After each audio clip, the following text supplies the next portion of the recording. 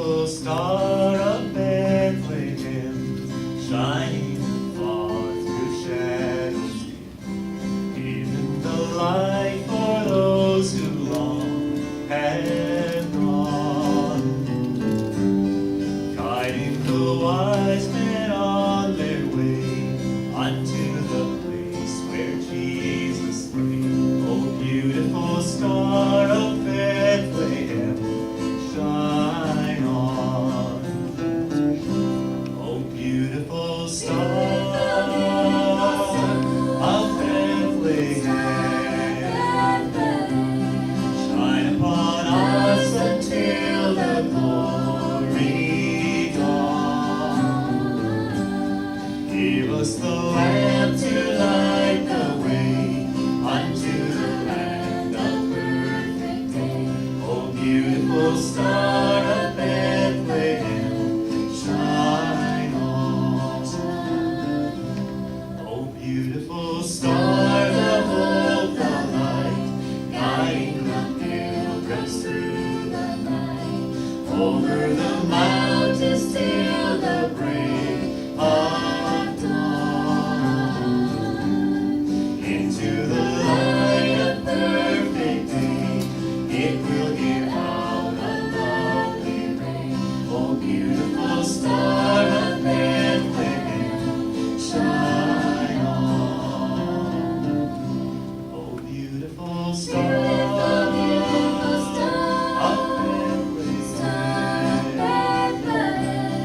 shine upon us until the glory dawn.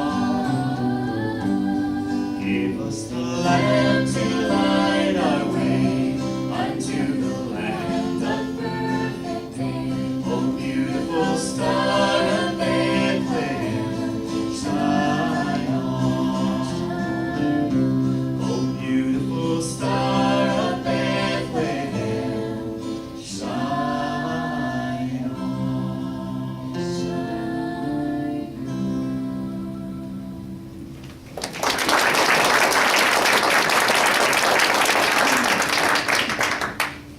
Thank you. Well, thanks so much for having us here this evening. This is really fun for us because we're family. This is my Uncle Russ Siemens, and beside him is my cousin Kim Fast. And most of you know me, I'm Rachelle Patzer. And so we're kind of a little bit of a musical family, not super musical, not anybody on the road or anything, but whenever we get together at Christmas time, usually the guitars come out, sometimes the piano comes out if we go to the basement, and everybody likes to sing and just have a good time. So this is really neat for us to be able to do a few things like this at Christmas time. So we hope you enjoy what we have for you tonight. It's nothing out of the ordinary. It's probably all songs that you know.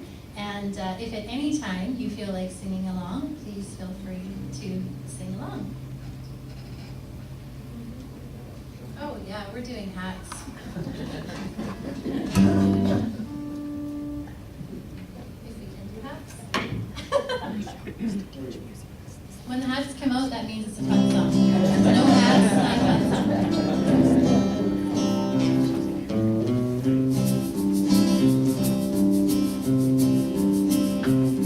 Sleigh bells ring, are you listening? In the lane, stars glistening. A beautiful sight, we're happy tonight, walking in a winter wonderland. On the way is the bluebird, here to stay is a new bird. He sings our song as we go along, walking in a winter wonderland. In the meadow we can build a snowman and pretend that he is Parson Brown.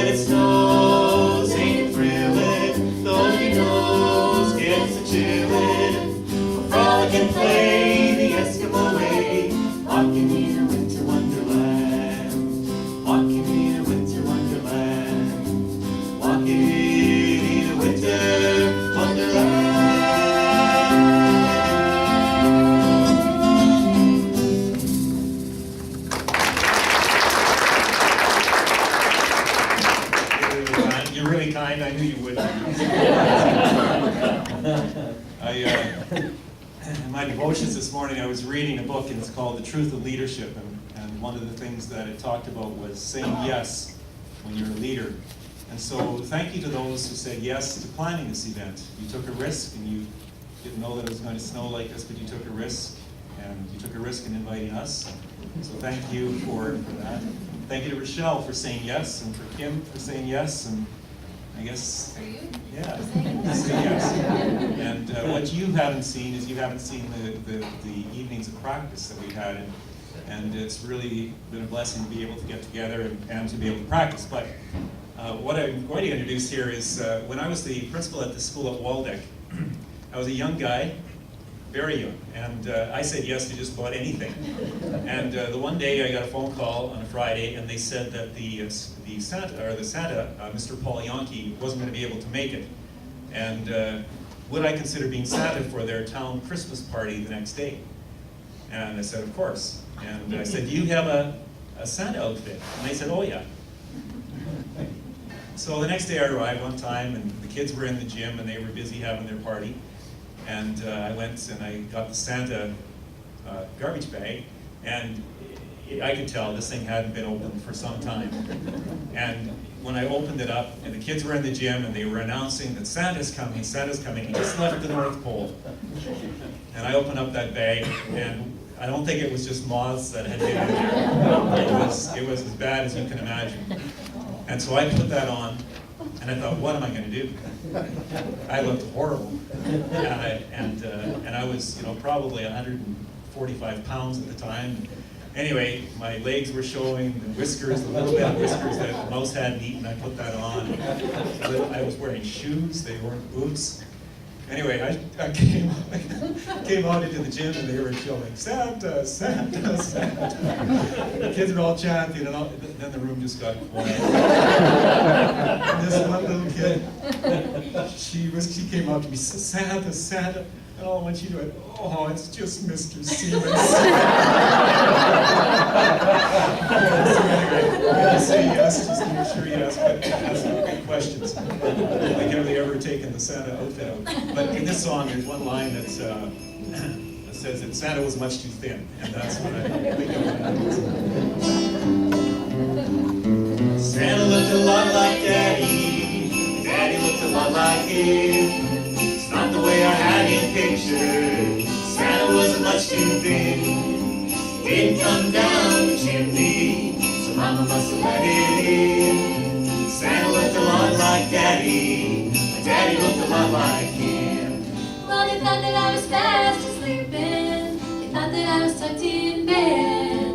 They never thought that I'd come peeping, but then I hear what was said.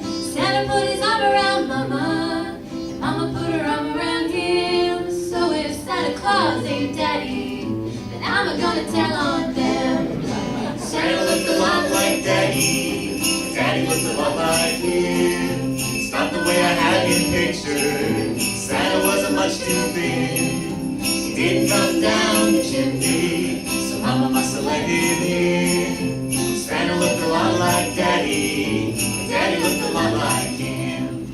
I never saw a dancer or prancer. I never heard the sleigh bells ring. I never saw the red-nosed reindeer like they show 'em on the TV screen. But he sure brought a lot of presents, so Santa Claus he must have been. Santa looked a lot like Daddy, or Daddy looked a lot like him. Santa looked a lot like Daddy. Daddy looked a lot like him. It's not the way I had him pictured. Santa wasn't much too thin. He didn't come down the chimney, so Mama must have let him in. Santa looked a lot like Daddy. But Daddy looked a lot like him. Santa looked a lot like Daddy. But Daddy looked a lot like him.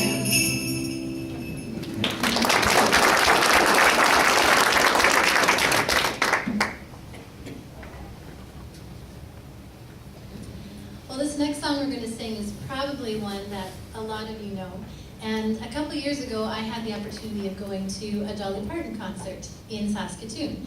And I was really, really excited to see Dolly Parton because I've always really admired her. She plays every instrument under the sun. She's an extremely positive person. And, but I wasn't quite expecting what we got when we went to the concert. She was much more genuine than I thought she would be. And I knew she had come from, you know, a lot of children in her family and kind of a tough upbringing. But seeing her on stage and hearing her talk about her story growing up really, I guess, did something to my heart that night. And she was talking about growing up in her family with, I don't exactly remember how many children, but there were a lot. And they basically had 2 beds, and they slept bunch in a bed, they slept on the floor. They often didn't know what their breakfast or dinner or supper was going to be or where it was going to come from. And she talked about this story, The Coat of Many Colors.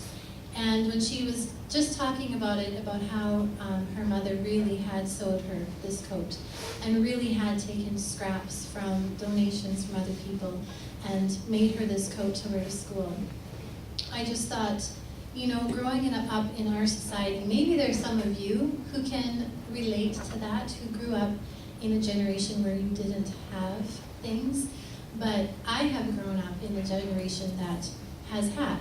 Though there probably are people out there who don't have as much as others, I didn't know any of them. I didn't know anybody like that. And I have always had whatever I wanted. Sure, there's some things that I can't buy or I can't have that I want, but I'm not wondering what my kids are going to wear to school because their shoes are full of holes and their jacket is torn and ripped. I'm not wondering what we're going to have for supper tonight because I have a freezer full of meat and we are very well provided for. So when you hear someone's story who's come from nothing, and it was interesting to me that she didn't dwell on that. What she really talked about was the love that was in her family and the good relations that they had and how well everybody got along and how her mother and her father were extremely positive people. And she said, we didn't have anything, but she said we really didn't realize it. She said, compared to other people, we knew we didn't have what they had, but we had so much love in our family that it wasn't noticeable.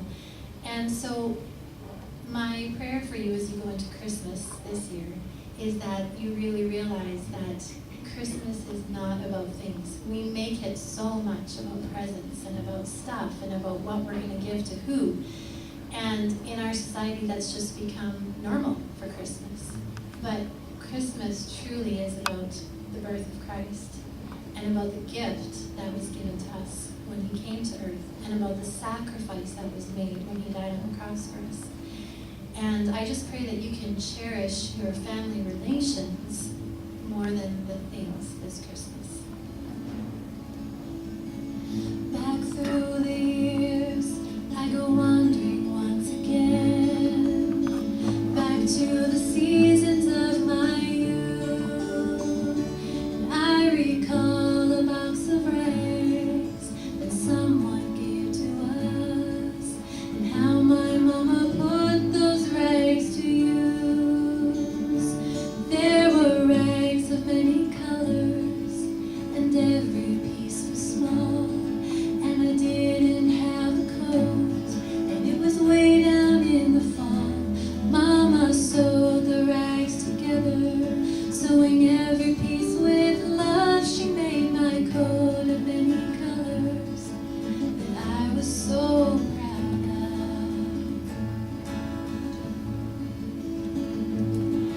As she sewed, she told the story